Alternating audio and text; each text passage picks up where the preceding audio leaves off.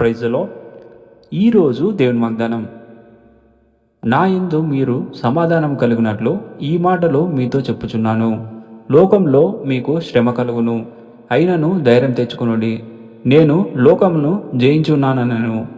యోహాను 16:33. దేవుడు ఈరోజు ఈ వాక్యం ద్వారా మనతో ఇలాగ మాట్లాడుచున్నాడు.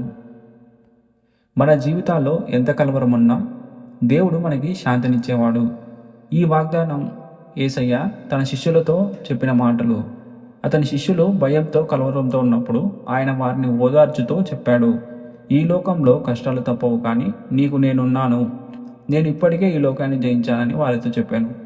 ఇది మనకు కూడా వర్తిస్తుంది. మన జీవితాల్లో కూడా ఆర్థికంగా, ఆరోగ్యంగా, కుటుంబంగా ఎన్నో కష్టాలు వస్తాయి, కానీ మనం భయపడాల్సిన అవసరం లేదు.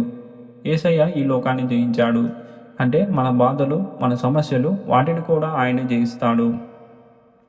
ఉదాహరణకు, ఒక మహిళ కుటుంబ సమస్యల మధ్యలో దేవుని శాంతి కోసం ఈ వాక్యం చదివింది.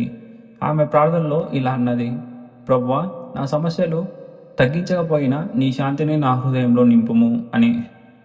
ఆమె కోసం పరిస్థితులు ఒక్కసారిగా మారకపోయినా ఆమె హృదయంలో నమ్మకం, ధైర్యం పెరిగింది. మీరు కూడా అదే శాంతిని కోరుకోవచ్చు. మీ జీవితంలోని అల్లకల్లోలంలో నుండి దేవుని శాంతి మీకు దోహదపడుతుంది. ప్రార్థించుకుందాం. ప్రభువా, ఈ ప్రపంచంలో కలవరం, కష్టాలు ఉన్నా నీ వాక్యంను నమ్ముకొని మేము ధైర్యంగా ఉండగలుగుదుము. నీ శాంతి మా గుండెల్లో ఉండునుగాక. నా అన్ని బాధలు నీకు అప్పగిస్తున్నాం ప్రభువా. మా జీవితాన్ని జయించమని ప్రార్థిస్తున్నాం ప్రభువా. యేసయ్య అతి శ్రేష్టమైన నామంలో ప్రార్థిస్తూ అడిగి వేడుకుంటున్నాం తండ్రి. ఆమేన్.